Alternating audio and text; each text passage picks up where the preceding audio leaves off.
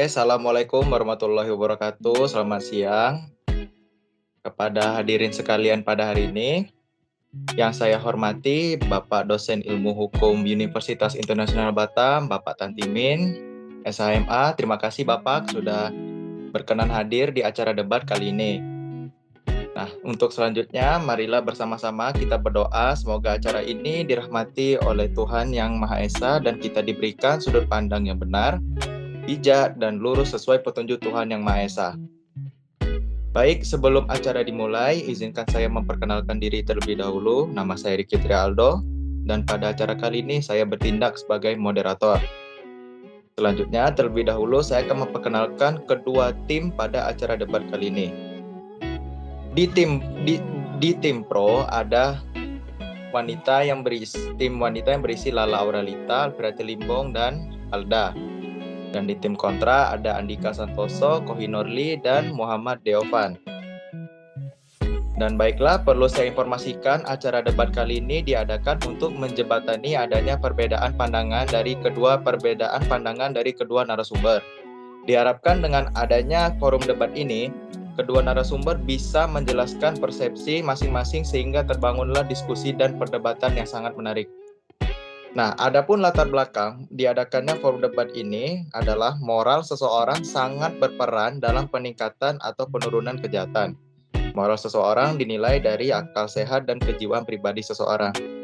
Baik, untuk tidak memperpanjang waktu, silakan kepada tim pro untuk menyampaikan open statement-nya. Dipersilakan.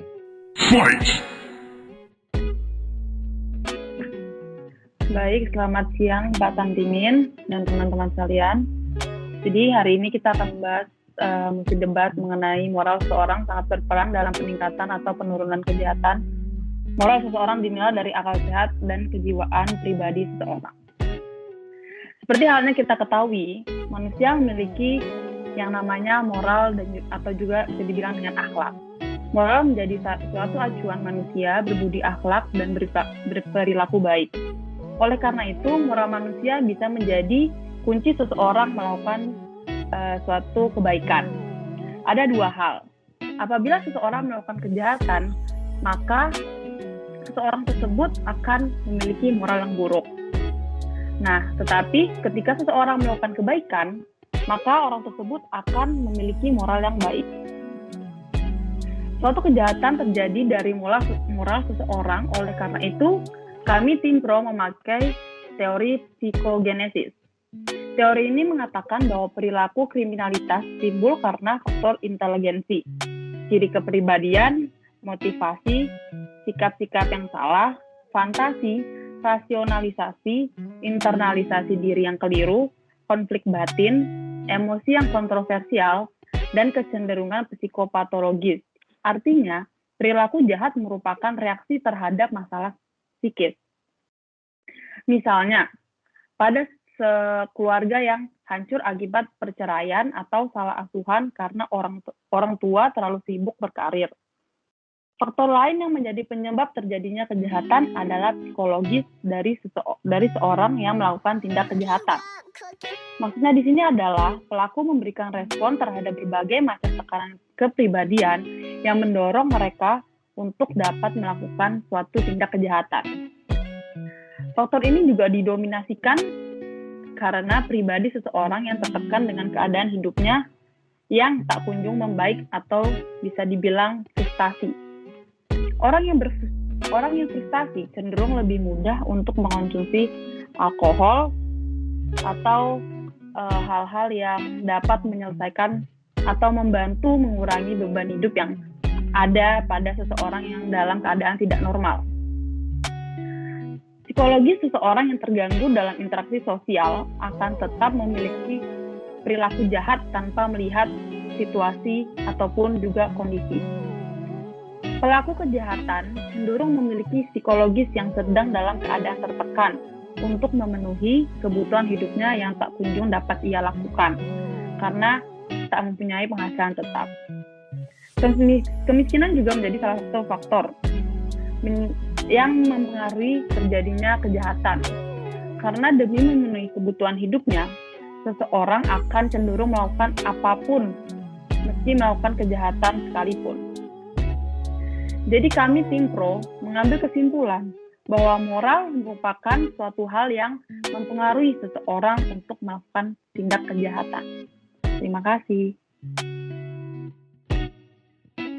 Oke, baik. Terima kasih kepada Alda selaku tim pro. Jadi di sini saya bisa mengambil kesimpulan dari Alda tadi bahwa menurut dari tim pro yang diwakilkan oleh Alda mengungkapkan bahwa apabila seseorang melakukan kejahatan, maka orang tersebut memiliki moral yang buruk.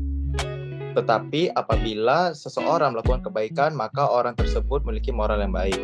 Cukup menarik ya, dan bisa disimpulkan berarti seseorang yang memiliki moral sudah pasti orang yang taat akan aturan, yang sudah ditetapkan, dan begitu pula sebaliknya bahwa orang yang melakukan tindak kejahatan adalah orang yang memiliki moral buruk. Oke, statement ini menurut saya cukup kuat untuk menyatakan bahwasanya moral itu sangat berpengaruh penting menentukan seseorang itu jahat atau buruk ya. Baik, dilanjutkan kembali kepada tim kontra untuk memberikan argumentasi open statement-nya, dan dipersilakan kepada tim kontra. Waktu dan tempat dipersilakan. Baik, terima kasih. Pertama-tama saya kenalkan dulu. Nama saya Glenn Rivali. Saya di sini sebagai tim kontra ingin menyampaikan open statement. Jadi istilah moral pertama kali itu muncul pada tahun 1350 yang berasal dari bahasa Latin yaitu moralitas, yang artinya juga sifat manusia. Kemudian kata ini tuh berkembang menjadi moralis, yang artinya suatu perilaku yang baik dalam masyarakat. Lalu dalam bahasa Inggris, istilah ini juga disebut morality, yang berasal dari kata moral yang artinya hal-hal baik. Dari asal mula dan perkembangan istilah tersebut, konsep moral bisa dikatakan tidak hanya merupakan sebuah kumpulan norma, namun juga kepercayaan yang hampir religius, yang mensugestikan bahwa seorang manusia pada dasarnya itu bersifat baik dan harus senantiasa bersifat baik seumur hidupnya. Dikatakan hampir religius karena konsep ini sebagian besar didoktrinisasikan tanpa ada penjelasan filosofisnya. Pada saat pertama kali muncul, hal ini dikarenakan pengaruh agama yang sangat kuat pada saat itu. Jadi perkembangan awal moral juga bisa dikatakan sebagai perkembangan akhirnya, karena di awal abad ke-14, mulainya zaman Renaissance, itu di Prancis dulu, orang-orang sudah mulai mencari jawaban di dalam diri mereka sendiri gitu, dan tidak mencari jawaban di dalam konsep ketuhanan.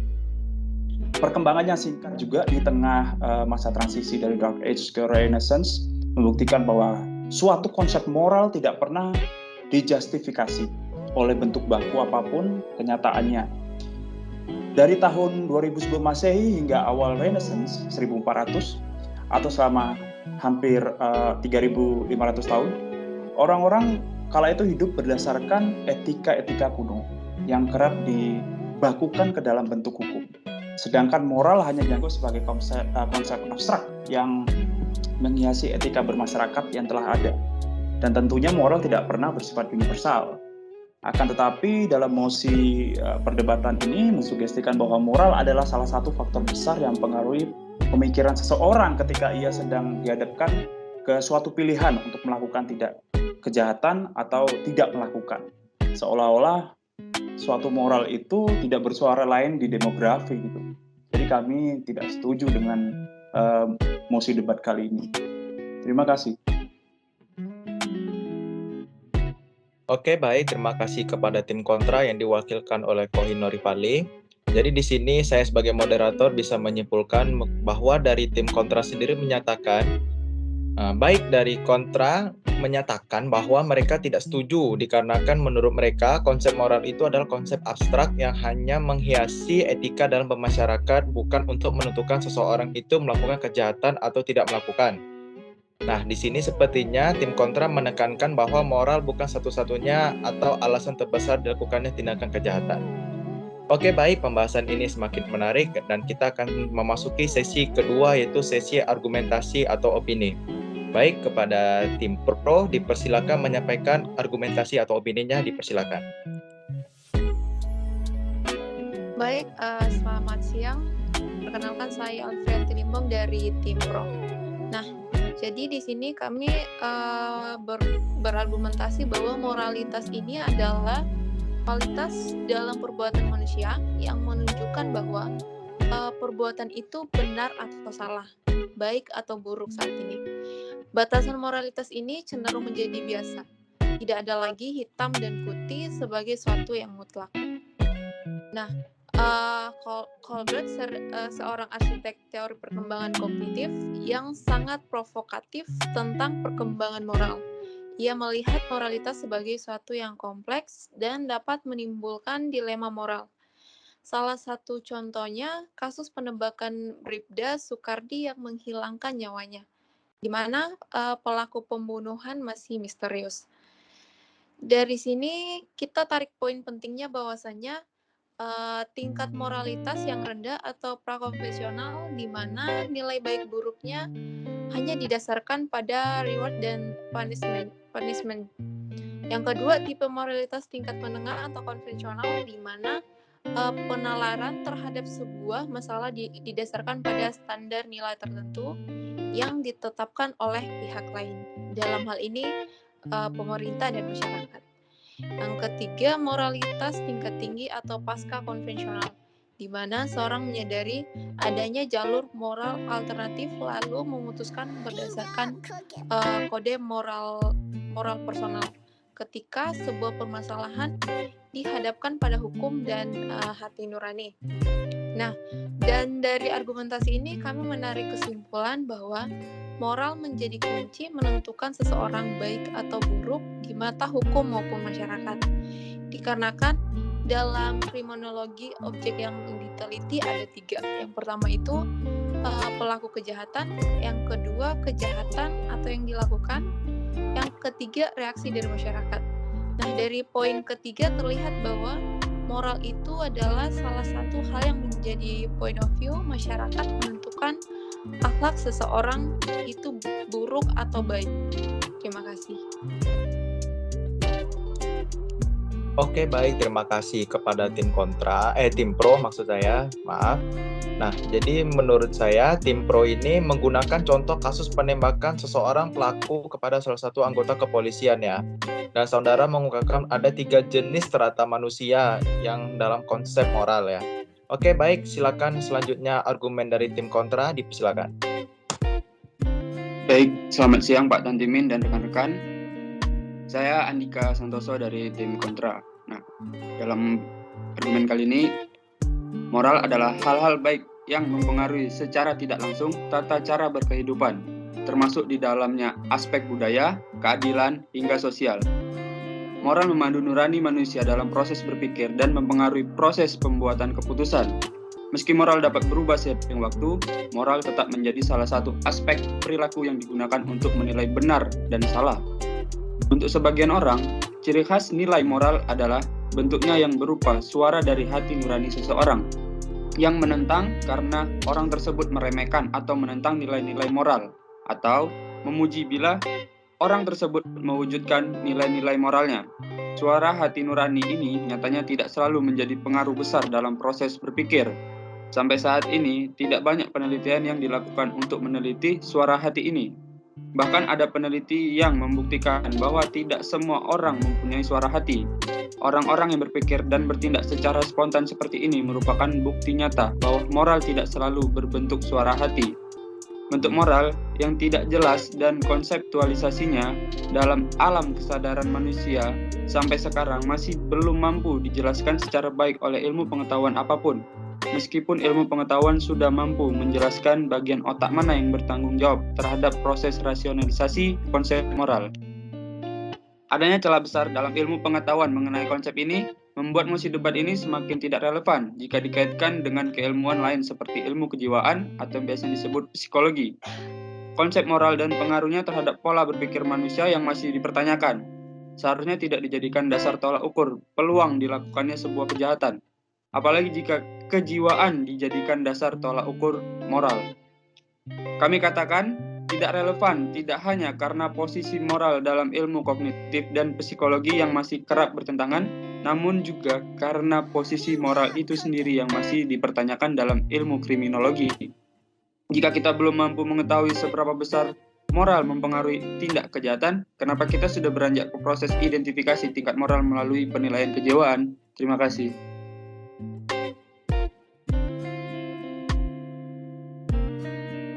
Oke, baik. Terima kasih kepada tim kontra yang diwakilkan oleh Andika Santoso. Nah, di sini saya menangkap bahwa sebenarnya ada celah besar antara konsep moral dan disiplin ilmu lain yang sepertinya dilangkahi atau dan tidak dihiraukan oleh mosi debat yang menurut tim kontra itu tidak benar. Nah, hal ini juga memperlemah relevansi mosi debat tambahan yang menyebutkan bahwa moral seseorang dapat dilihat dari kejiwaannya. Oke, perdebatan ini semakin menarik dan selanjutnya dipersilakan kepada tim pro untuk menyampaikan argumentasinya kembali. Oke, baik. Terima kasih atas kesempatannya. Perkenalkan, saya Lala Auralita dari tim pro. Jadi, menurut pemikiran saya, moral itu memang sangat berperan besar dalam peningkatan ataupun penurunan kejahatan. Karena yang pertama, kita kan udah dengar tadi pengertian moral dari berbagai perspektif. Ada dari sisi kontra, ada juga dari sisi pro tadi, sempat disebutin kan. Nah, di sini saya mau kasih satu pengertian lagi tentang moral yang mungkin bisa sedikit memberi kalian pemahaman lagi. Nah, jadi pengertian moral ini berdasarkan teori Magnus Susindo. Jadi, beliau mengatakan bahwa moral itu selalu mengacu pada cerminan diri seseorang, ialah sebagai manusia, yang mana manusianya dapat melihat sisi kebaikan, serta juga keburukan diri sendiri. Nah, moral ini biasanya berisi aturan-aturan yang diajarkan secara sengaja oleh keluarga, sekolah, ataupun lingkungan masyarakatnya. Dan di sini saya ingin menekankan bahwa moral bukan berarti baik aja. Jadi moral itu bisa menghasilkan dua jawaban. Yang pertama, manusia dengan moral yang buruk, dan yang kedua, manusia dengan moral yang baik. Intinya, moral itu sebagai kata yang digunakan untuk mendeskripsikan respon, sikap, ataupun kepribadian seseorang. Selanjutnya yang etika. Jadi etika yang buruk itu menghasilkan moral yang buruk dan juga sebaliknya. Etika itu sendiri adalah tingkah laku yang dilakukan oleh manusia berdasarkan hal-hal yang sesuai dengan moral tadi. Etika juga diartikan sebagai filsafat bidang moral yang mengatur bagaimana manusia harus bertindak. Nah, etika dan moral ini memberi petunjuk nih tentang bagaimana cara hidup dengan baik, di mana petunjuk ini biasanya bersumber dari agama dan kebudayaan tertentu. Sekian opini dari saya, terima kasih. Oke, baik. Terima kasih kepada tim pro yang diwakilkan oleh Lala Auralita. Nah, di sini yang saya tangkap dari pihak pro ya, yang mengatakan tadi bahwa mereka menganggap bahwa etika dan moral merupakan dua hal yang berbeda yang tidak bisa dipisahkan. Maka dari itu, tim pro menganggap bahwa ketika menjalankan etika, seseorang sudah menjalankan nilai moralnya. Kontras dengan yang disampaikan oleh tim kontra yang menganggap bahwa moral dan etika hanya saling mempengaruhi dan etika dapat terlepas dari moral karena berubah-ubahnya bentuk moral. Oke, baik. Itu poin yang dapat saya sampaikan. Bagaimana dengan pihak kontra? Apakah ada argumentasi lagi? Ya, ada moderator. Oke, dipersilakan kepada tim kontra. Saya Andika dari tim kontra. Nah, dalam hal ini kita ambil contoh salah satu sumber nilai-nilai moral, yaitu agama. Dalam pasal 28J ayat 2 Undang-Undang Dasar 1945 yang berbunyi, dalam menjalankan hak dan kebebasannya, setiap orang wajib tunduk kepada pembatasan yang ditetapkan dengan undang-undang dengan maksud untuk menjamin pengakuan serta penghormatan atas hak kebebasan orang lain dan untuk memenuhi tuntutan yang adil sesuai dengan pertimbangan moral, nilai-nilai agama, keamanan, dan ketertiban umum dalam suatu masyarakat demokratis. Sebagai sumber dari nilai-nilai moral, mengapa nilai agama tetap harus didampingi oleh kata moral? Meskipun dalam nilai agama sudah terkandung norma moral, penyebutan nilai agama saja tanpa disandingi dengan kata moral tidak cukup mengingat agama di Indonesia bersifat majemuk. Sebaliknya, meskipun norma moral diakui dalam setiap agama, namun karena moral bisa lepas sama sekali dari agama, penyebutan moral saja tanpa disandingi frasa nilai agama tidak relevan bagi bangsa Indonesia yang religius, mengingat hal-hal yang mempengaruhi kejiwaan seseorang seperti kemajemukan demografi Indonesia, pengaruh lingkungan yang dialami setiap individu yang berbeda-beda, sikap dan temperamen bawaan, serta kecerdasan emosional. Sangat jelas bahwa kita tidak bisa menilai moral seseorang dari akal sehat dan kejiwaannya. Agama tidak dipungkiri lagi posisinya sebagai faktor penting dalam mendidik moral seseorang, tapi kenyataannya moral agama tidak selalu sejalan dengan nilai-nilai moral yang lebih umum, misalnya yang terkandung dalam Universal Declaration of Human Rights.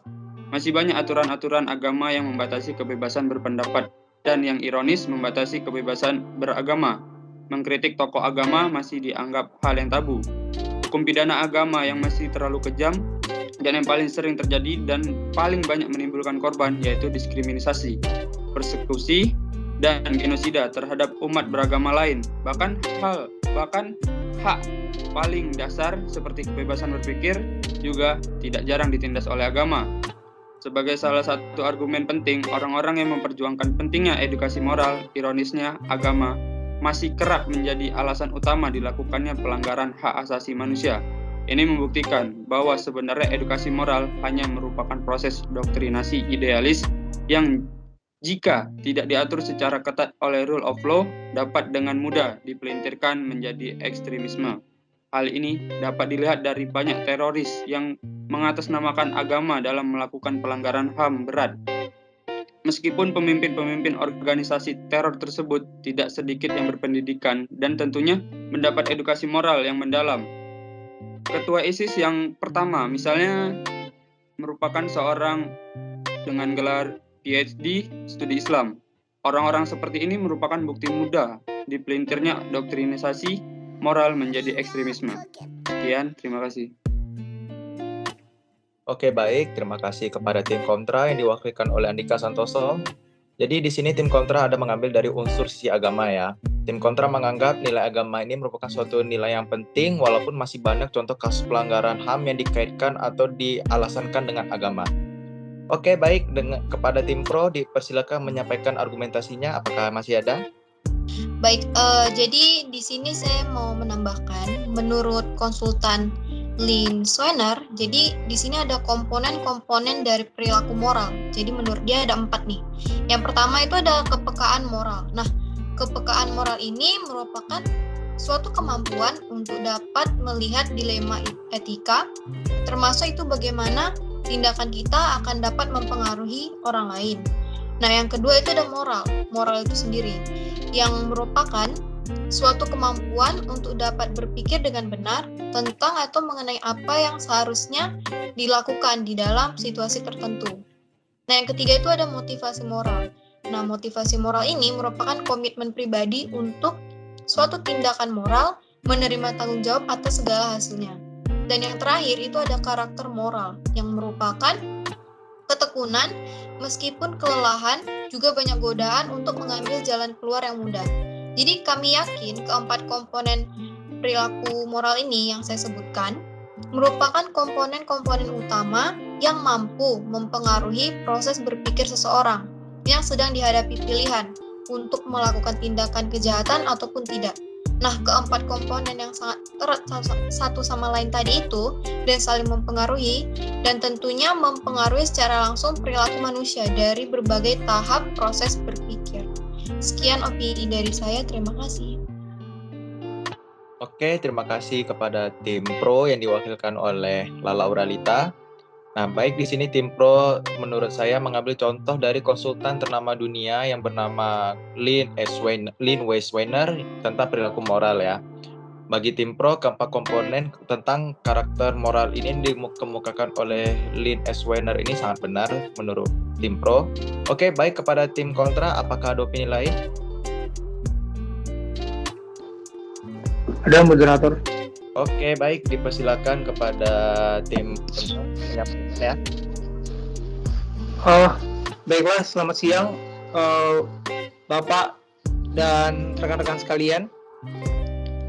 Saya Muhammad Devan Roni Putra. Saya akan menyambung argumen dari rekan saya sebelumnya. Nah, kali ini kami akan membahas mengenai hukum sebagai ethical minimum. Nah, ini merupakan salah satu pandangan klasik dari teori hukum. Nah, dalam mengatur hal-hal yang berkaitan dengan norma dalam kehidupan bermasyarakat, hukum bisa dikatakan sebagai ethical minimum.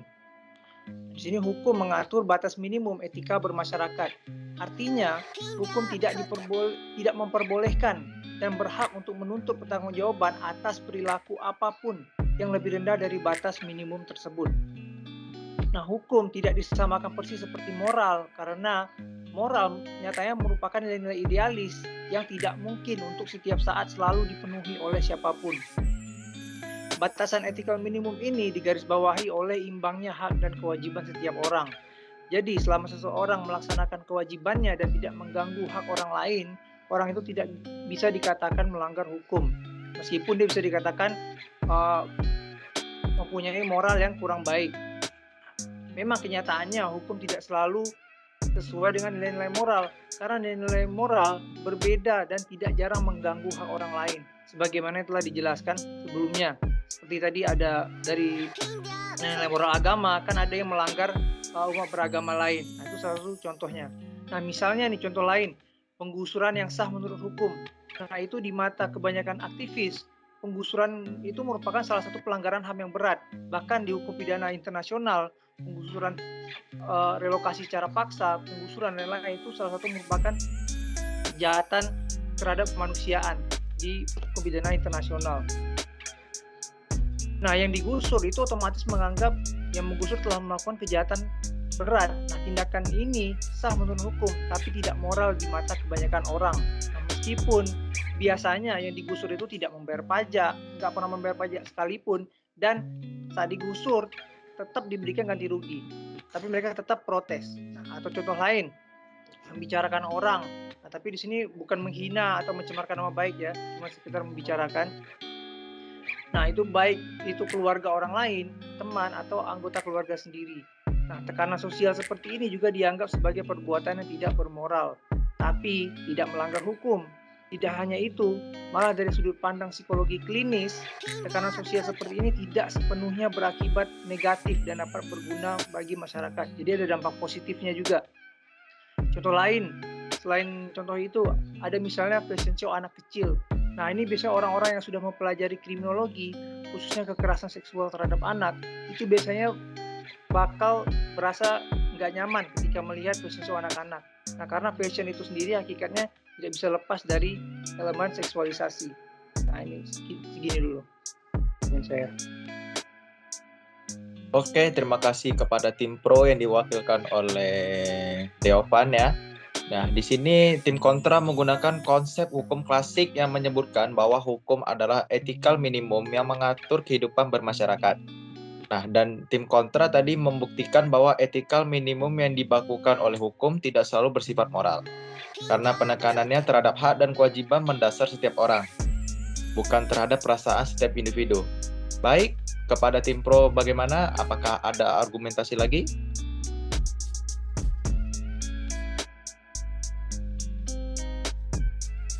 Ada. Oke, Saya dari tim pro, Alfrianti Limpo akan memberikan argumentasi lagi sedikit mengenai moral. Nah, moral ini memuat dua segi yang berbeda, yakni segi batinia atau suara hati dan segi lahiriah. Nah, orang yang baik adalah orang yang memiliki sikap batin yang baik dan melakukan perbuatan-perbuatan yang baik pula. Moral dapat diukur secara tepat apabila adanya kesesuaian atau keseimbangan antara segi batinia dan lahiriah. Segi batinia atau suara hati merupakan ukuran subjektif yang memberitahukan kepada seseorang mana yang benar. Sedangkan segi lahiriah merupakan ukuran objektif untuk menunjukkan kepada semua orang mana yang benar itu. Hubungan antara suara hati dan norma dapat dijelaskan sebagai berikut. Norma diberitahukan kepada seseorang supaya seseorang itu memahami kebaikan dan hidup sesuai dengan kebaikannya itu. Tetapi suara hati itulah yang mengatakan dengan lebih tegas tentang kebaikan yang harus dikejar. Nah, masyarakat yang sungguh menjunjung tinggi peran nilai moral umumnya akan memelihara dan hidup sesuai dengan norma yang masih berlaku.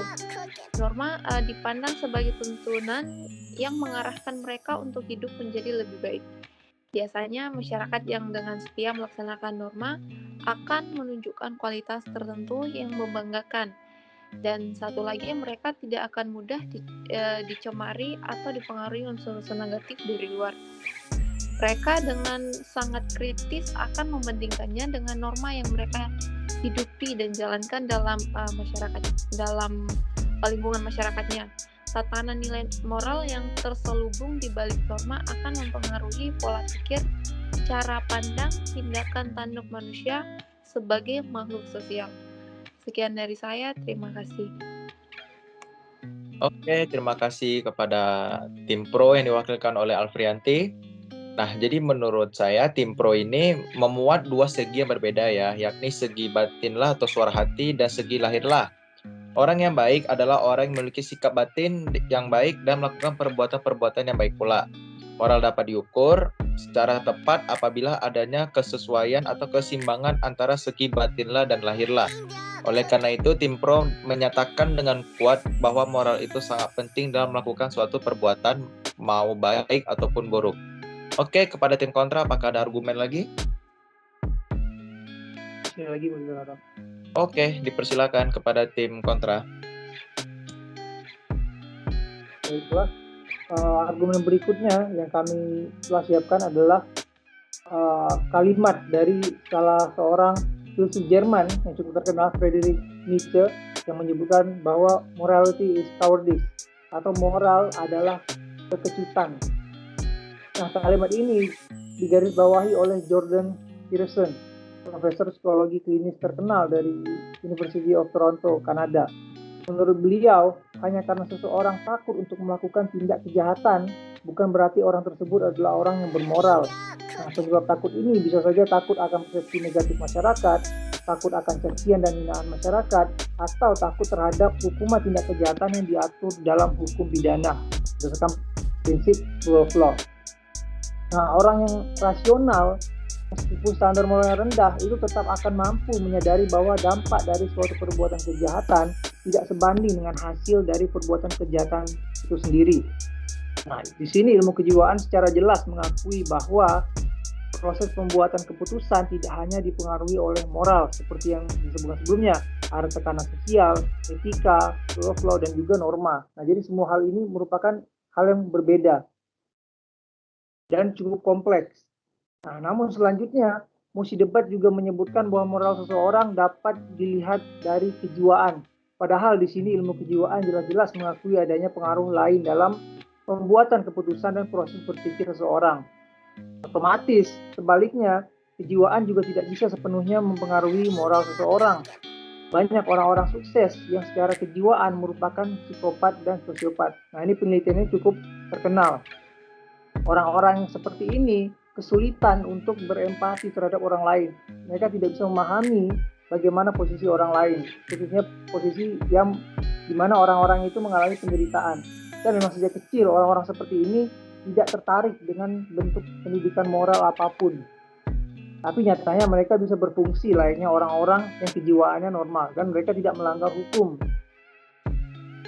Sebaliknya, orang-orang dengan gangguan kejiwaan berat seperti skizofrenia tidak bisa dikatakan tidak bermoral.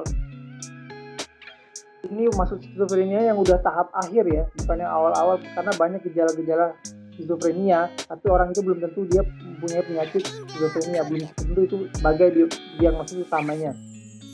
Nah, orang-orang yang sudah skizofrenia parah ini, bagaimana mungkin mereka bisa memahami nilai-nilai moral jika apa yang mereka lihat dan apa yang mereka dengar itu berbeda dengan orang-orang yang kondisi kejiwaannya normal. Nah, mereka bisa ngomong dengan dinding, bisa ngomong dengan ayam, mereka bisa lihat angin, setan, iblis, dan lain-lain. Nah, alasan-alasan logis dan ilmiah inilah yang membawa pemikiran kami kepada kesimpulan yang menyatakan bahwa kami sangat tidak setuju dengan mosi debat ini. Terima kasih. Baik, terima kasih kepada tim kontra yang diwakilkan oleh Deovan ya. Oke, tim kontra kali ini kembali kepada konsep dasar moral yang ternyata tidak bisa lepas dari faktor-faktor lain yang juga mempengaruhi perilaku dan proses berpikir manusia. Tim kontra juga menyebutkan kritikan yang diajukan oleh filsuf Jerman Friedrich Nietzsche yang kemudian dijelaskan lebih lanjut oleh Profesor Jordan Peterson, seorang ahli psikologis ya. Si Jordan Peterson ini profesor. Oke, tim kontra kemudian menyambungkan argumen-argumen sebelumnya dan kembali menunjukkan celah-celah dalam ilmu pengetahuan mengenai moral, khususnya yang dikaitkan dengan psikologi dan ilmu kognitif. Oke, pembahasan ini semakin dalam ya, dan sekarang kita akan memasuki ke sesi 2, yaitu sesi sanggahan ya. Oke, setelah ini dipersilakan kepada tim pro untuk menyampaikan sanggahannya terlebih dahulu.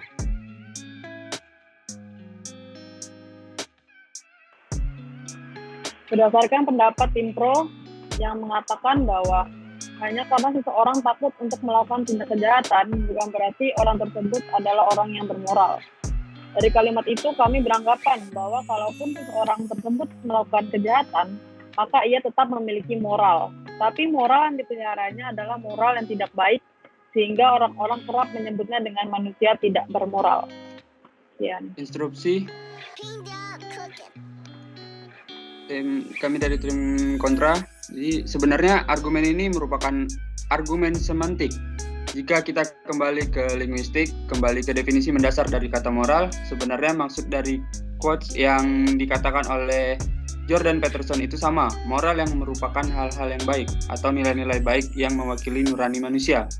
Dengan demikian, jika seseorang itu kami katakan tidak bermoral, itu sama artinya dengan seseorang itu tidak memiliki nilai-nilai baik nurani atau punya persepsi yang buruk terhadap nilai-nilai baik nurani. Jadi kalimat itu tidak bisa dipelintirkan menjadi tetap memiliki moral, tetapi moralnya tidak baik. Karena itu sama artinya dengan tetap memiliki nilai-nilai baik nurani, tapi nilai-nilai baik nuraninya tidak baik secara gramatikal. Ini absurd. Tadi di opening statement, pihak pro menyebutkan faktor-faktor yang menyebabkan seseorang melakukan tindak kejahatan seperti perceraian di keluarga, tekanan kehidupan, dan lain-lain. Bukankah faktor-faktor ini mendorong seseorang untuk mengabaikan moral? Jika begitu, dari argumen tim pro sendiri, moral juga nyatanya dikesampingkan. Begini, perceraian di keluarga, tekanan kehidupan dan lainnya membuat seseorang kehilangan didikan etika yang baik atau terpengaruh hal buruk dengan orang-orang sekelilingnya, sehingga moral yang ia miliki pun merupakan moral yang buruk, dan hasil dari itu ia jadi berpeluang besar untuk melakukan kejahatan. Status moral tetap ada dalam diri setiap orang. Disrupsi. Bukankah pandangan ini merupakan prejudis yang merusak kesetaraan sosial? Seseorang yang muncul dari keluarga broken home tidak otomatis memiliki moral yang buruk. Secara tidak langsung, tim pro beranggapan bahwa anak-anak broken home tidak mempunyai masa depan dan kesempatan yang setara dibanding anak-anak lain, karena mereka dianggap mempunyai moral yang buruk. Padahal perceraian di keluarga mereka merupakan kesalahan orang tua mereka. Amerika Serikat dan negara-negara sekuler lain mempunyai tingkat perceraian yang tinggi dan tingkat kejahatan yang sangat rendah jika dibandingkan dengan negara-negara berkembang yang biasanya religius dan menganggap perceraian sebagai hal yang sangat tabu. Pakistan, India, Yemen, Somalia, Mesir, Nigeria, Syria, semuanya mempunyai tingkat kejahatan yang tinggi dan tidak jarang dilanda oleh konflik bersenjata yang berskala besar. Oke, jadi gini, saya dari tim pro. Saya di sini mau menegaskan ya, perlu kalian pahami bahwa kami tim pro nggak ada menyatakan bahwa semua anak-anak broken home itu tidak mempunyai masa depan dan tidak mempunyai kesempatan yang setara dibanding dengan anak-anak lainnya. Enggak gitu. Setiap orang punya jalannya masing-masing, tergantung bagaimana dia meresponnya gitu. Bahkan dari hasil penelitian yang dilakukan terhadap anak yang orang tuanya bercerai, itu dapat diketahui bahwa anaknya itu justru mengalami perkembangan nih dalam disiplin waktu. Nah, pasca perceraian orang tua, anak itu sudah membiasakan diri untuk bangun sendiri tanpa dibangun lagi sama orang tuanya sebelum orang tuanya ini cerai. Jadi mereka selalu dibangunkan oleh orang tuanya kan di saat orang tuanya ini masih bersama. Tapi karena semenjak orang tuanya selalu berantem, anaknya ini tiba-tiba seperti kayak kurang diperhatikan gitu kan. Dan dia akhirnya punya inisiatif sendiri, aku harus bangun sendiri nih karena nggak ada yang bangunin aku. Karena aku harus sekolah gitu kan. Dan juga Setelah perceraian tersebut, orang tua mereka kan memiliki kesibukan masing-masing. Ada yang sibuk berdagang untuk memenuhi kebutuhan anak-anaknya atau aktivitas lainnya, sehingga anak belajar mendisiplinkan diri, mengatur dan membagi waktu agar selalu tepat waktu masuk sekolah sebagaimana pelajar yang sesungguhnya. Nah, namun di argumen sebelumnya, saya sedang menjelaskan bahwa faktor yang bisa mempengaruhi seseorang akibat perceraian di keluarga ataupun tekanan hidup lainnya itu bisa membuat seseorang kehilangan didikan etika, dan itu merupakan bagaimana prosesnya sehingga terbentuknya moral yang buruk hingga dapat melakukan kejahatan. Mengingat bahwa argumen pertama Anda mengatakan kami secara tidak langsung mengabaikan moral. Sekian pendapat dari saya, terima kasih. Jadi begini ya, kami dari tim kami bukan menuduh, cuma tadi kami dengar kata per kata nih bahwa anak yang tumbuh dari keluarga broken home, ini saya ulangi kata per kata, berpeluang besar untuk melakukan tindak kejahatan.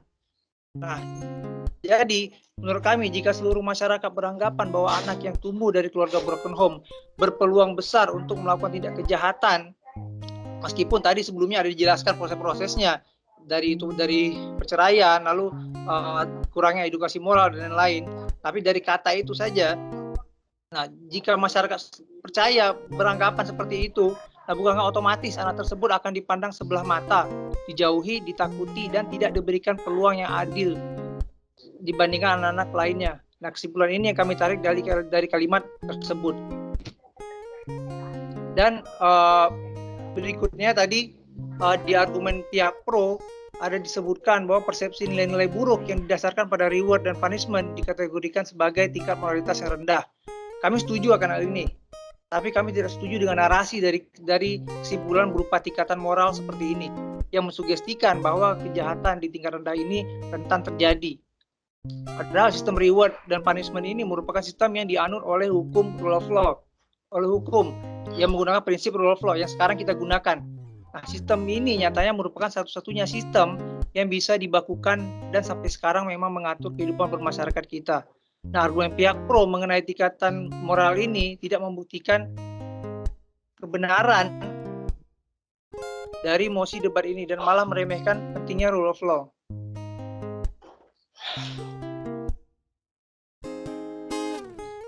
Oke, apa ada sanggahan dari tim pro lagi?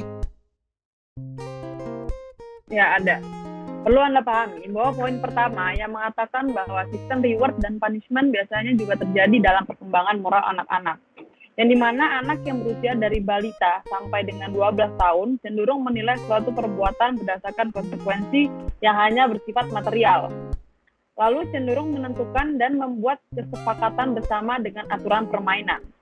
Dan biasanya, jika seseorang terbiasa dengan didikan untuk selalu menerima reward, setiap kali ia melakukan hal yang memang seharusnya, saat nanti dia tidak mendapatkan apa yang ia mau, maka ia akan merasa marah hingga bisa terjadi atau berbuat kejahatan.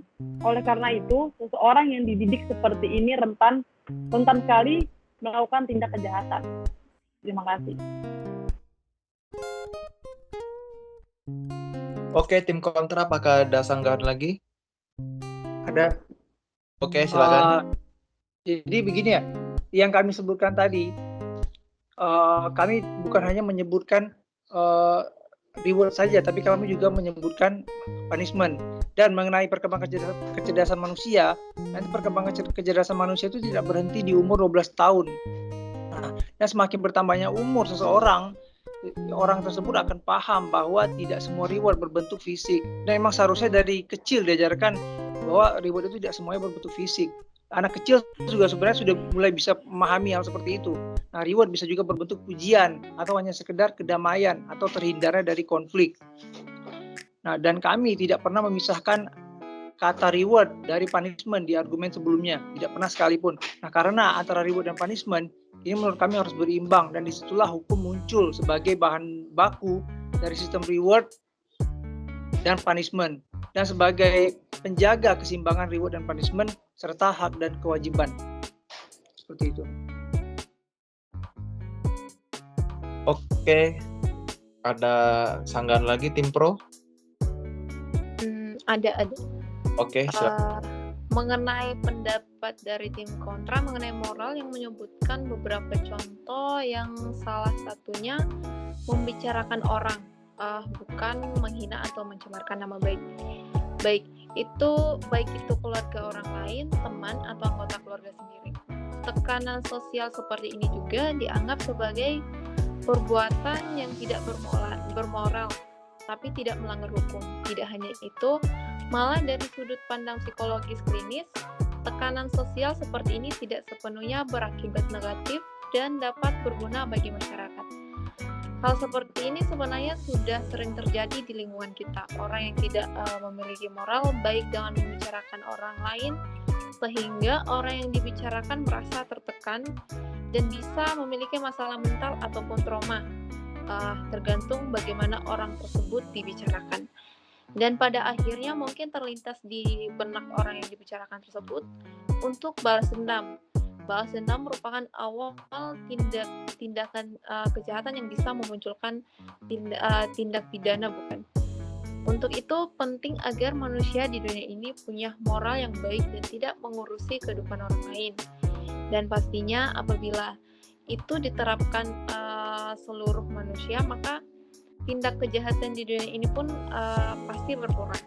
Untuk itu kami tim pro tidak sepakat mengenai opini dari tim kontra yang secara tersirat mengatakan bahwa moral tidak berperan penting dalam peningkatan atau penurunan kejahatan. Terima kasih. Baik, tim kontra, apakah ada lagi sanggahan? Interupsi moderator. Oke, dipersilakan. Oke, terima kasih moderator. Ini perlu kami tekankan ya, di sini kan bahwa kami tidak mengatakan bahwa suatu tekanan sosial itu sepenuhnya merupakan suatu hal yang baik. Kami di sini hanya menunjukkan bahwa ada contoh-contoh perbuatan yang secara hukum sah-sah aja gitu, namun ya tidak bermoral. Nah, mengenai tekanan sosial, sudah kami sebutkan juga bahwa dalam psikologis klinis, tekanan suatu sosial tidak sepenuhnya dianggap sebagai hal yang buruk. Nyatanya memang ada hal-hal positifnya juga, karena hal positif kan timbul dari tekanan sosial juga gitu. Seperti kemampuan refleksi, melihat kesalahan atau mungkin kekurangan dari diri sendiri. Nah, kemampuan untuk menyelesaikan masalah dengan anggota keluarga meskipun hanya didasari oleh suatu keinginan untuk membuktikan bahwa omongan orang lain itu nggak benar adanya gitu. Seseorang dengan suatu kecerdasan emosional dan resilience atau dikenal dengan kemampuan psikis untuk bertahan gitu, yang cukup akan mampu menyadari apakah orang lain itu terlalu jahat dalam membicarakan dirinya atau dirinya memang perlu berbenah gitu, dibenarkan gitu. Sekali lagi kami tekankan ya, kami tidak menyebutkan bahwa suatu tekanan sosial sepenuhnya bersifat baik. Terima kasih, itu saja moderator.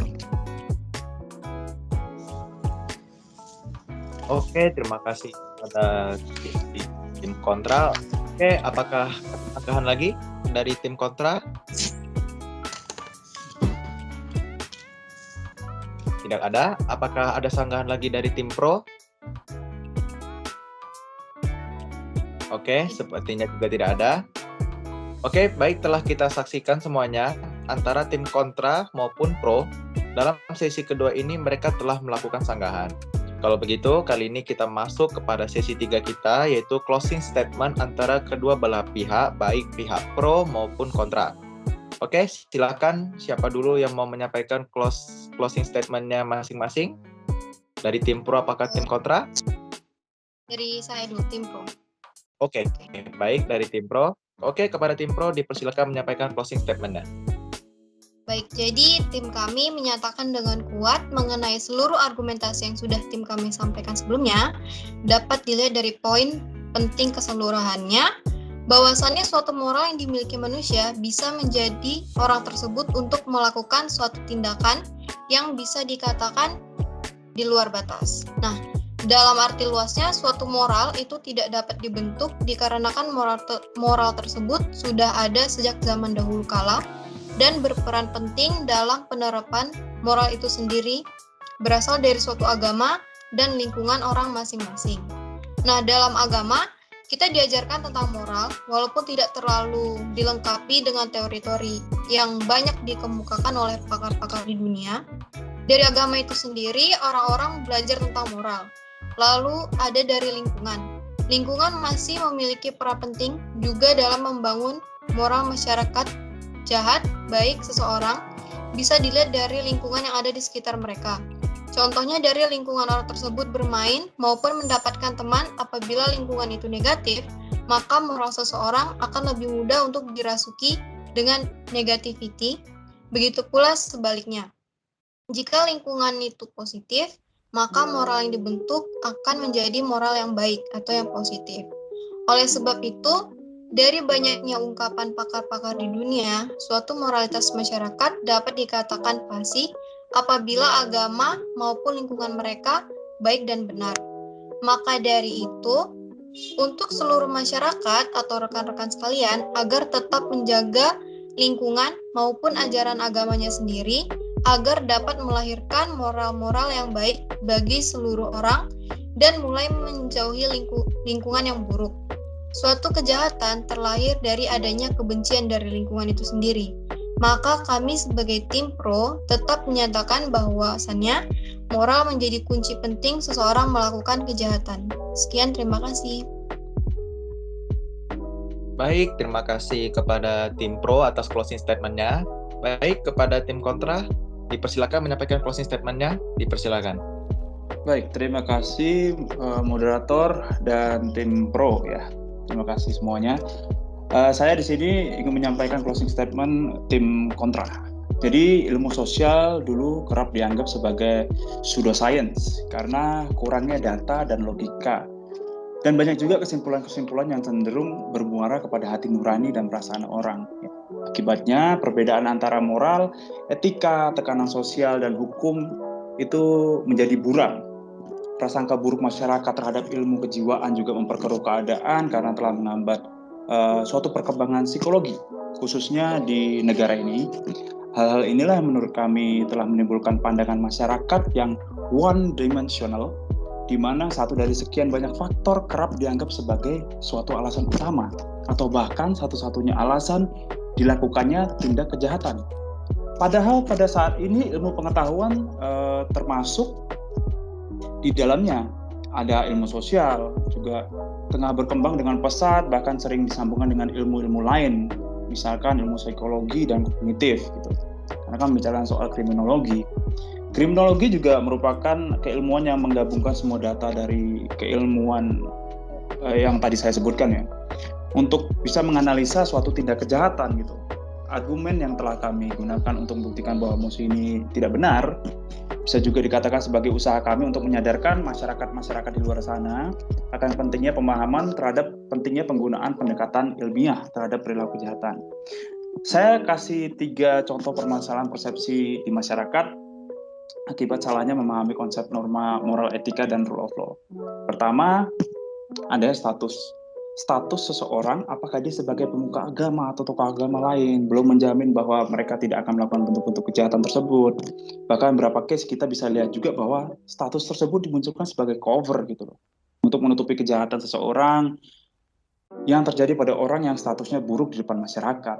Padahal orang tersebut udah berusaha baik gitu untuk berubah gitu. Tapi reaksi masyarakatnya seperti apa gitu.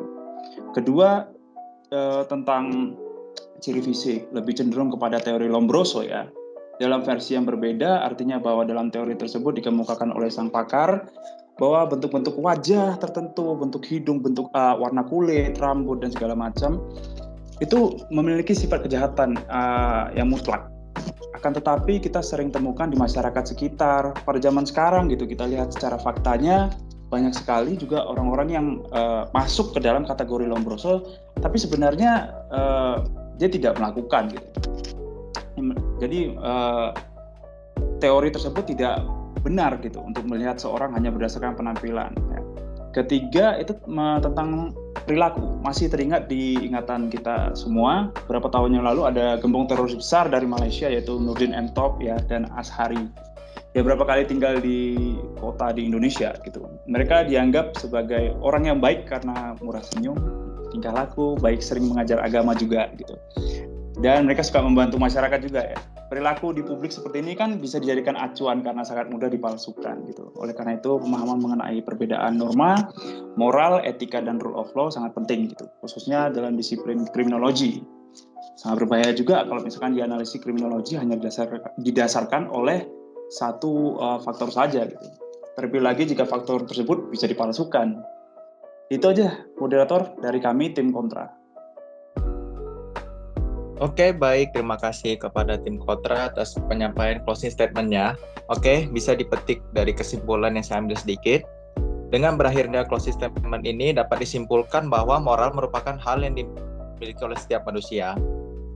Namun, terkadang hal inilah menjadi suatu masalah besar bagi beberapa orang dikarenakan dengan masalah moral ini ya. Terlepas dari pro dan kontra, harus tetap menjaga moral kita yang berasaskan Pancasila, asaskan agama dalam kehidupan kita sehari-hari, agar kita sendiri bisa menjaga moral yang baik dan berguna bagi diri sendiri maupun orang lain. Oke, terima kasih kepada tim pro dan tim kontra atas waktunya dalam acara debat kali ini, dan terima kasih juga kepada Bapak Tandimin yang sudah mengikuti acara debat kali ini.